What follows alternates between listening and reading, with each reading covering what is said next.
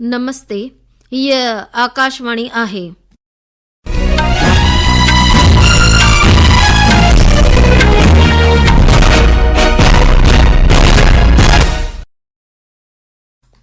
हाणे तव्हां पिंकी बेलाणी खां ख़बरूं ॿुधंदा। सभ खां पहिरीं ख़ास ख़बरूं। प्रधानमंत्री बिहार विधानसभा चूंडुनि वास्ते प्रचार शुरू कंदो। प्रधानमंत्री मेरा बूथ सबसे मज़बूत अभियान जे तहत पार्टी कार्यकर्ताउनि सां ॻाल्हि ॿोल कंदो। राष्ट्रपति मोहतरमा द्रौपदी मुर्मू चयो आहे त सकाफ़ती वरसो ऐं लोकशाही मुल्क भारत मंगोलिया रिश्तनि नातनि जा मूल आधार आहिनि। भारत अॼु खां अमरीका वास्ते अंतर्राष्ट्रीय टपाल शेवाऊं ॿीहर शुरू करे रहियो आहे। राजस्थान में जैसलमेर वेझो कल्ह हिकु एसी स्लीपर बस में बाहि फाटी निकिरण सबबि 20 अफ़राद अजल जो शिकार बणिया आहिनि। ऐं गुवाहाटीअ में बैडमिंटन विश्व जूनियर चैंपियनशिप में भारत जे खेॾाड़ियुनि संजाईअ वारी सोभ सां पंहिंजे अभियान जी शुरूआत कई। हाणे ख़बरूं तफ़सीलवार ॿुधंदा। प्रधानमंत्री ऐं भारतीय जनता पार्टी जा बर्ख नेता अॼु पार्टीअ जे बूथ सतह जे कार्यकर्ताउनि सां ॻाल्हि ॿोल कंदा। श्री मोदी मेरा बूथ सबसे मज़बूत अभियान जे तहत पार्टी कार्यकर्ताउनि सां ॻाल्हि ॿोल पिणु कंदो। हुन जनाब चयो त पार्टीअ जे सुपुर्द कार्यकर्ता बिहार में एनडीए जी सोभ जी ख़ातिरी करण वास्ते मुकमल जोश सां कमु करे रहिया आहिनि। बिहार विधानसभा चूंडुनि वास्ते एनडीए ऐं महामुआज़ जे चूंड तक धुरियुनि उम्मीदवारनि जे नालनि जी पधिराई कई। असांजे खातो ॼाणो त भारतीय जनता पार्टी 71 उम्मीदवारनि जी पहिरीं फ़हरिस्त जारी कई। राष्ट्रपति द्रौपदी मुर्मू चयो आहे त सकाफ़ती वरसो ऐं लोकशाही मुल्क भारत मंगोलिया रिश्तनि नातनि जा मूल आधार आहिनि। कल्ह राष्ट्रपति भवन में मंगोलिया जे सदर ऐं संदसि जे वज़ीर मंडल जो इस्तक़बाल कंदे मोहतरमा मुर्मू चयो त ॿई मुल्क हुकूमत अमली भाईवारा आहिनि ऐं गॾु ई रूहानी वरसे सां जुड़ियल पिणु आहिनि। इन मौक़े ते हुन मोहतरमा चयो त गुज़िरियल 25 सालनि में भारत मंगोलिया में जुदा जुदा सकाफ़ती योजनाऊं मुकमल कयूं आहिनि ऐं इन्हनि में ॿुद्ध मठनि जी मरम्मत ऐं हिफ़ाज़त शामिल आहे। श्रीमती मुर्मू महिमान सदर जे सम्मान में भोजन जो बि इंतज़ाम कयो। भारत ऐं मंगोलिया दरमियान कल्ह 10 समझौतनि ते दस्तख़त थिया आहिनि। इहे समझौता नई दिल्ली में प्रधानमंत्री नरेंद्र मोदी ऐं मंगोलिया जे सदर विच में बाहिमी ऐं एवज़ी सतही मज़ाक़रात खां पोइ कया विया। इहे समझौता इंसानी इमदाद, याददाश्त, मंगोलिया में क़दीम वरसे जायुनि जी हिफ़ाज़त, इमिग्रेशन, भूविज्ञान ऐं मैदनी पदार्थनि जे वसीलनि में साथ सहकार ऐं सहायता खे वधाइण तोड़े डिजिटल उपकरण जे मटासटा खेत्रनि में कया विया। हिन मौक़े ते ॿिन्ही अॻवाननि भारत ऐं मंगोलिया जे बाहिमी रिश्तनि नातनि जे 70हीं सालगिरह मौक़े ते गॾियल नमूने यादगार टपाल टिकट बि जारी कई। नई दिल्ली में गॾियल प्रेस कॉन्फ्रेंस में प्रधानमंत्री मोदी चयो त भारत ने मंगोलिया को हमेशा एक पड़ोसी के रूप में देखा है और इसी नाते हम पीपल टू पीपल टाइज को बढ़ावा देते रहेंगे। हमने निर्णय लिया है कि मंगोलिया के नागरिकों को निःशुल्क ई वीजा दिया जाएगा। साथ ही भारत हर साल मंगोलिया से युवा कल्चरल एम्बेसडर्स की भारत यात्रा भी स्पॉन्सर करेगा।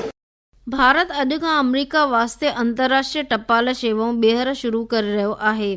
संदेश व्यवहार वज़रात हिक पधरनामे में ॼाणायो त भारतीय टपाल विभाग वसीअ सिरिश्तो विकास ऐं अमरीकी सरहदी महसूल तंहिंखां सवाइ सरहदी सलामतीअ सां गॾु तालमेल सां अमली सिरिश्तो क़ाइमु कयो आहे।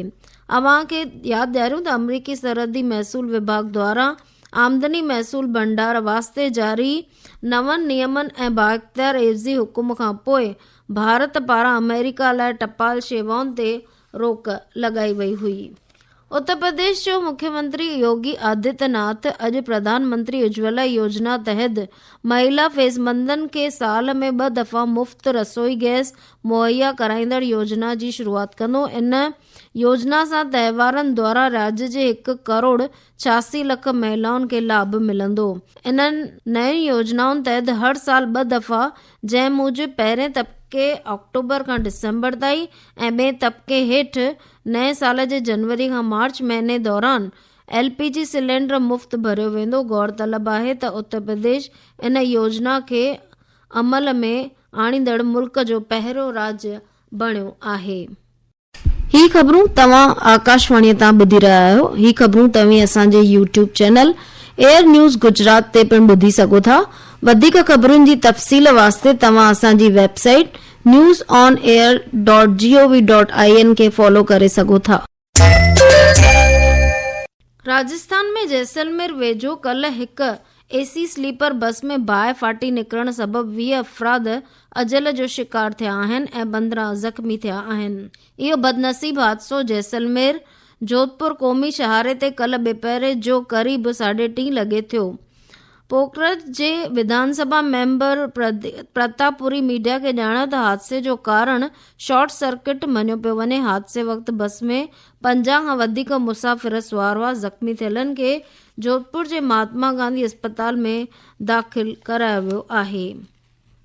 गूगल आंध्र प्रदेश जे विशाखापट्टनम में गीगावाट स्केल AI मर्कज़ तयारु करण वास्ते 5 सालनि में 15 अरब अमरीकी डॉलरनि जी वॾी सीड़प करण जी पधिराई कई आहे।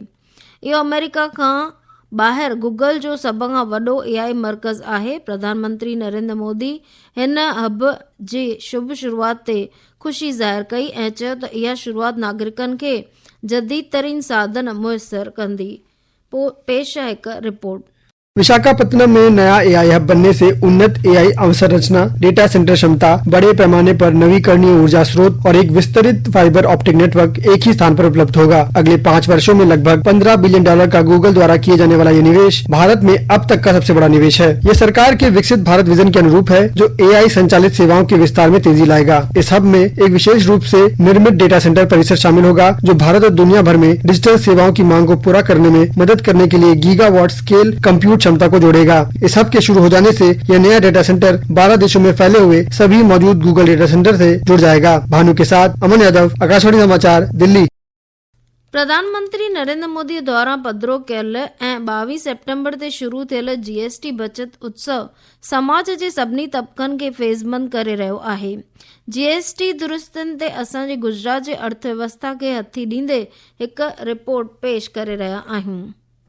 नए GST सुधारों से गुजरात में कारीगरों, किसानों और औद्योगिक क्षेत्रों को बढ़ावा मिल रहा है। नए कर ढांचे के अंतर्गत गुजरात का प्रतिष्ठित टाई डाई वस्त्र बांधनी पर 5% GST स्लैब की सीमा को बढ़ाकर 2,500 रुपए तक कर दिया गया है। इस निर्णय से मध्यम श्रेणी की साड़ियां और दुपट्टे ग्राहकों के लिए और अधिक किफायती हो गए हैं। इसी प्रकार राज्य के रासायनिक उद्योग को भी GST 2.0 के अंतर्गत बड़ा लाभ मिला है। सल्फ्यूरिक एसिड और अमोनिया जैसे रसायनों पर कर की दरों को 18% से घटाकर 5% कर दिया गया है। इस कटौती से उर्वरकों, रंगों और फार्मास्यूटिकल सहित अन्य उद्योगों के लिए विनिर्माण लागत कम हो गई है। अगली पीढ़ी के GST सुधारों के तहत ये तर्कसंगत दरें गुजरात के प्रमुख क्षेत्रों में व्यापक राहत प्रदान करने, ग्रामीण आजीविका को औद्योगिक विकास के साथ एकीकृत करने और राज्य की वैश्विक प्रतिस्पर्धात्मकता को बढ़ाने में महत्वपूर्ण भूमिका निभा रही है।